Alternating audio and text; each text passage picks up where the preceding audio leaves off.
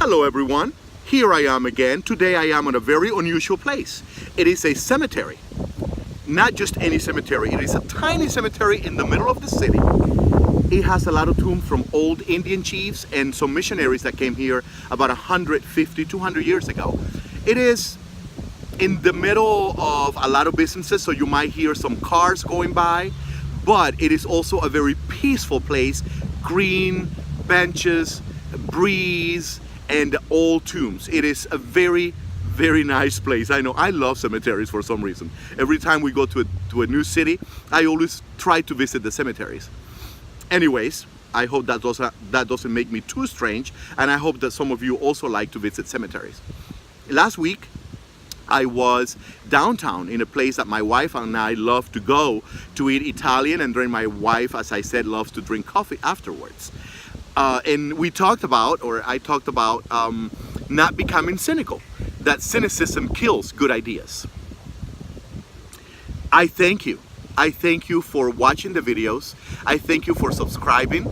I thank you for your comments, taking the time to write comments. I thank you for liking the videos. I know that you are busy, but even in your busy schedules, even during summer when you are doing either summer school or vacationing in different places, you take time to watch the videos. Thank you so much. I really wait every week with a lot of, how do we call this word? Anticipation is the word I was looking for. To sit down for a few minutes and talk about my classroom and talk about ideas that we can use in our classroom to make them as close as perfect as possible and to do a great job for our students.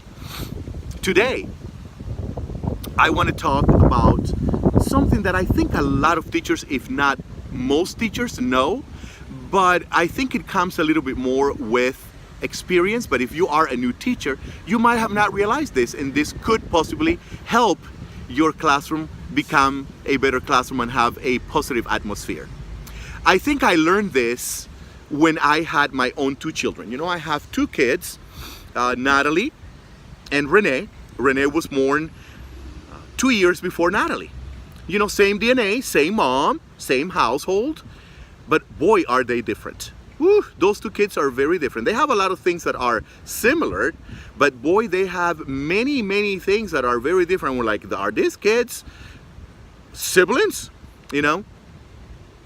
And my wife, I think women do have this intuition that men, or at least I didn't have, you know, and I wanted to treat them the same. I wanted to discipline the same. But my wife said, you know, Renee, they are very different. They're very different. They don't respond to the same things. And we have to learn what works with each one of them so that we can be more effective as we discipline us, as we raise them, and as we teach them, you know? And boy, she was right. She was, well, my wife is usually, if not always, right. You know, my son, he does not like to be yelled at. He does not like when people talk loud to him. He doesn't respond to that. My daughter, on the other hand, she responded much, much better to a loud voice. In fact, sometimes she even engaged with me in a big discussion. So, and many other things that they were so different. You know, one of the ways that we punished our son, and this is going to sound really weird, he loved reading. Well, they still both love reading, but my son was an avid reader from a very young age.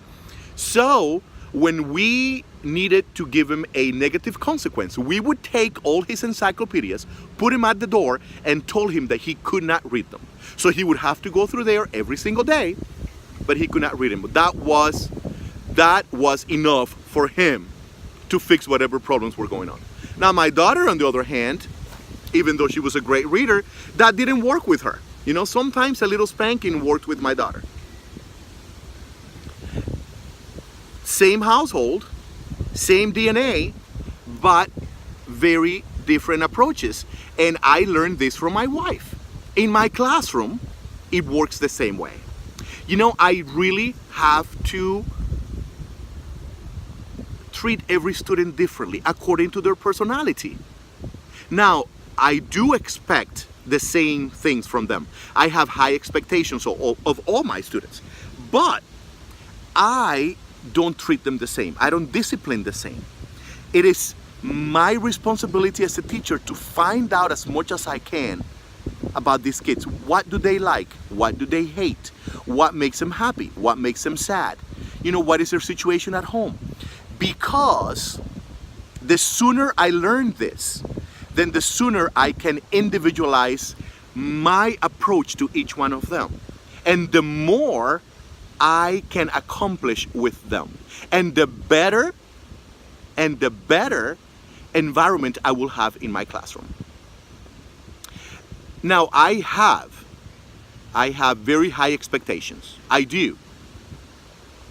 But the way that I approach each student is different, because not everything works with them. You know, I had some students that work wonderfully for a reward. I have other students that could care less about rewards. I have students that respond well to a good yell. Others cannot. Others don't like when people talk loud to them. I have students that can wait for a reward for a month. And I have students that after 2 days, they have lost focus. So I must learn their individual personalities so that I can then, what is the word? I can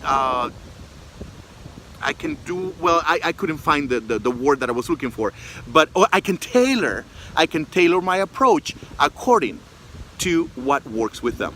Also, in the mornings, I wait for them at the door. Not only because I want to welcome them and shake their hands, but because I want to gauge how are they doing that day. Is somebody in a bad mood? Is someone sad? Did somebody's dog die? Because according to their mood, I'm going to approach them throughout the day. You know, why confront them?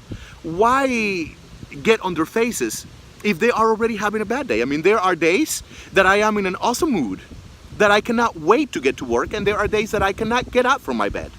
And kids are exactly the same way. So we cannot treat them the same way. We have to use individual approaches.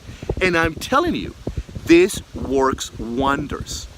It works wonders, you know? And we don't have to lower our expectations. We don't. We can still expect a lot of them. We can have super high expectations, but use this with one student, use that with another student, and use that with another student. This will guarantee a positive environment in our classrooms. Trust me. And I know you know this because if you are an experienced teacher, or even not experienced, just a little bit of intuition, you have tried this. But if you haven't, please do it. You know, there was a time that I did not. There was a time that I had the same approach. I did not have enough confidence or maybe experience to individualize my approaches. And it didn't work as well. Now, I have to say, there are classrooms where you can have one approach. And students that are used to listening to teachers, that are used to listening to authority, they will respond even if it's not their style. But especially in an urban classroom, where many students are not totally respectful, or they don't respond to authority as well, using different approaches really does work. So I hope that we can use this in our classrooms, that we can use it with our friends and within our families. It will really improve our relationships. So thank you so much. Thank you for joining me today. It is always a pleasure for me to do this. And next week, for the next 2 weeks, my family is going to Ireland. My son and his wife and my sister-in-law and my nephew, my wife, we're going to Ireland. So I'm going to try to find a nice spot over there to have our weekly conversation.